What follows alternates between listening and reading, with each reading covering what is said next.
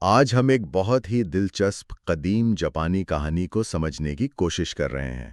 یہ کہانی زلزلوں کو ایک بالکل الگ نظر سے دیکھتی ہے۔ جی بالکل، ایک دیواہکل کیٹ فش کی کہانی جو مانا جاتا تھا کہ زمین ہلانے کی ذمہ دار ہے۔ اور اس پر ہماری آج کی بات چیت کا جو مواد ہے وہ نامازو زلزلوں کی دیواہکل کیٹ فش کے کچھ اقتباسات سے لیا گیا ہے۔ جی ہاں، اور یہ اقتباسات صرف نامازو کے بارے میں نہیں بتاتے بلکہ یہ بھی کہ قدیم جاپان میں اس کی کیا اہمیت تھی۔ تو مقصد صرف کہانی سننا نہیں بلکہ یہ دیکھنا ہے کہ پرانے وقتوں میں لوگ فطرت کی ان بڑی کبھی کبھی تباہ کن قوتوں کو کیسے دیکھتے تھے۔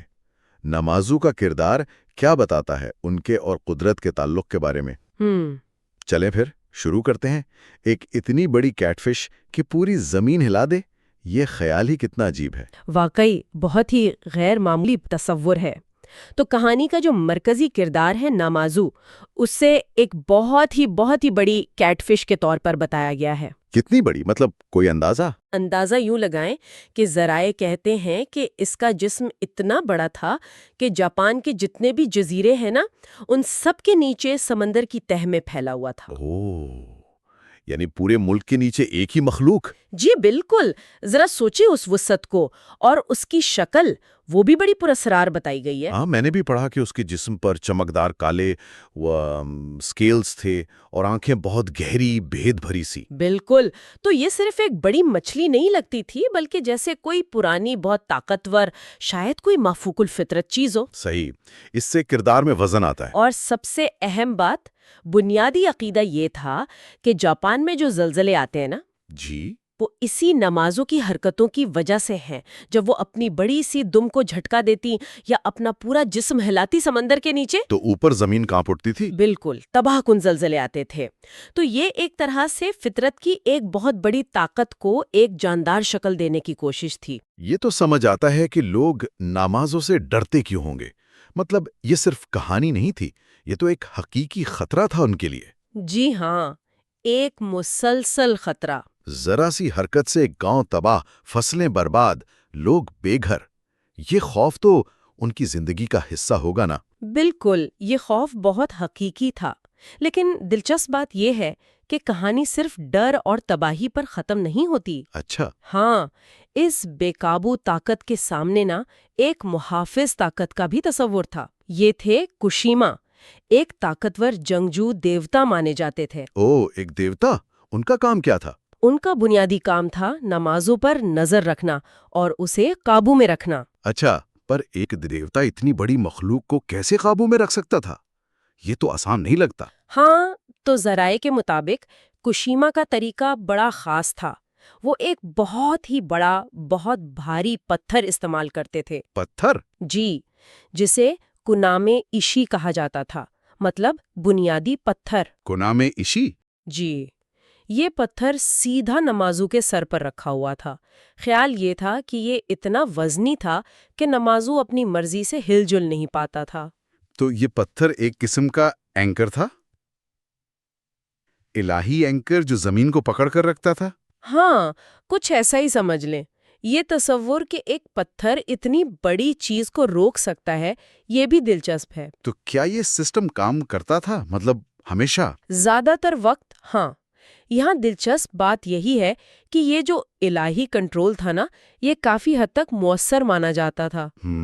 تنائمے ایشی نمازو کو کافی حد تک قابو میں رکھتا تھا تو اس زمین پر امن رہتا تھا۔ لیکن یہ سسٹم ظاہر ہے مکمل طور پر فول پروف نہیں تھا، اس میں بھی کمزوری تھی۔ اور یہیں سے کہانی زیادہ حقیقت کے قریب لگنے لگتی ہے نا؟ بالکل، کہ یہ الہی کنٹرول بھی ہمیشہ نہیں چل سکتا تھا۔ جی ہاں، اصل مسئلہ تب ہوتا تھا جب کشیما دیوتا جو نگران تھے خود غافل ہو جاتے۔ غافل؟ مطلب؟ ذرائع بتاتے ہیں کہ کبھی کبھی کشیما سو جاتے یا ان کی توجہ کہیں اور چلی جاتی۔ آخر وہ بھی دیوتا تھے، ان کی اپنی دنیا، دوسری ذمہ داریاں، یا شاید وہ بھی تھک جاتے ہوں گے۔ یہ بات تو غور کرنے والی ہے کہ قابو کرنے والا خود بھی سو سکتا ہے۔ اس سے تو غیر یقینی کا احساس بڑھ جاتا ہوگا۔ یقیناً، اور جب نگران سو گیا یا دھیان ہٹ گیا تو نمازو کو موقع مل جاتا تھا ہلنے کا؟ جی، ان لمحوں میں جب کنامیشی کا دباؤ کم ہوتا یا کوشیما کی نظر نہ ہوتی، نمازو اپنے قید سے آزاد ہو کر اپنا زوردار جسم ہلانے لگتا۔ اور اس کی ہر حرکت زلزلہ؟ بالکل، اس کی ہر جنبش اوپر زمین تک محسوس ہوتی، شدید زلزلوں کی شکل میں۔ متن میں لکھا ہے کہ ایسے وقت لوگ ڈر کر چلاتے، نمازو جاگ گیا ہے۔ اس سے زلزلوں کی وہ اچانک والی بات سمجھ آتی ہے۔ آپ کو کبھی نہیں پتا کہ دیوتا کب سوئے گا، کب توجہ ہٹے گی اور کب یہ مچھلی ہل جائے گی۔ جی، لوگ کتنے بے بس محسوس کرتے ہوں گے کہ ان کی سلامتی ایک دیوتا کی نیند پر منحصر ہے۔ کشیما دیوتا سے دعائیں مانگتے تھے، اچھا، کیا دعا کرتے تھے؟ یہی کہ وہ جاگتے رہیں، چوکس رہیں، نمازوں کو سختی سے قابو میں رکھیں۔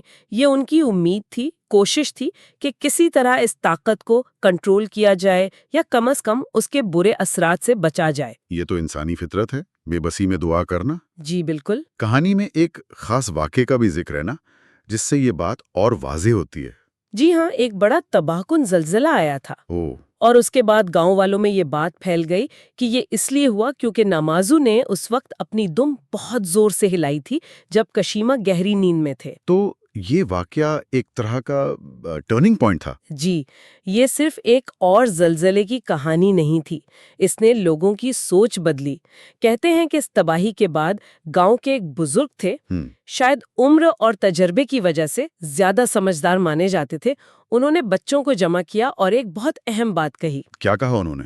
انہوں نے کہا، نماز و فطرت کی طاقت ہے، ہم اسے پوری طرح روک نہیں سکتے، لیکن ہم اس کا احترام کرنا سیکھ سکتے ہیں۔ یہ تو بہت گہری بات ہے، مطلب صرف ڈرنے یا مدد مانگنے سے آگے کی سوچ۔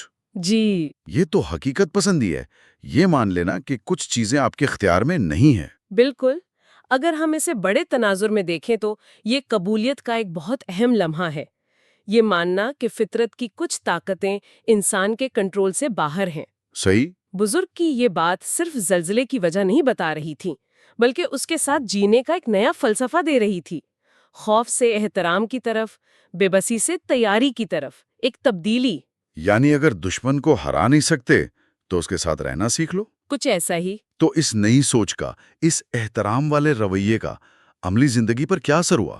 کیا یہ صرف ایک فلسفہ رہا یا لوگوں نے کچھ کیا بھی؟ نہیں، یہ صرف فلسفہ نہیں رہا، اس کہانی اور اس سبق نے لوگوں کے عملی کاموں کو بھی بدلا۔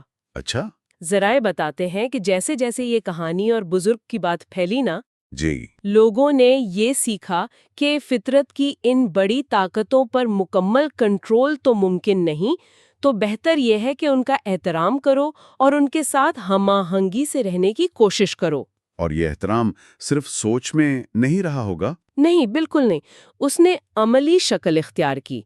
لوگوں نے سمجھا کہ اگر زلزلوں کو روک نہیں سکتے تو کم از کم ان کے اثرات کم کرنے کی کوشش تو کر سکتے ہیں۔ یعنی تیاری۔ جی، اسی سوچ کے تحت انہوں نے زیادہ مضبوط، لچکدار گھر بنانے شروع کیے، ایسے طریقے اپنائے جو زلزلے کے جھٹکوں کو بہتر سہ سکیں۔ یہ تو بہت اہم قدم ہے۔ جی، اور مجموعی طور پر فطرت سے لڑنے کے بجائے اس کے ساتھ ہم آہنگی سے رہنے کی اہمیت کو سمجھا۔ یعنی مصیبت کا سامنا کرنے کی تیاری بجائے صرف ڈرنے یا معجزے کا انتظار کرنے کے، یہ زیادہ عملی رویہ ہے۔ بالکل، اور یہ سبق صرف بڑوں تک نہیں رہا، بچوں پر بھی اس کا گہرا اثر ہوا۔ اچھا، وہ کیسے؟ ذرائع میں یہ بھی آتا ہے کہ جب بچوں نے یہ کہانی سنی تو انہوں نے اس سے اپنا نتیجہ نکالا۔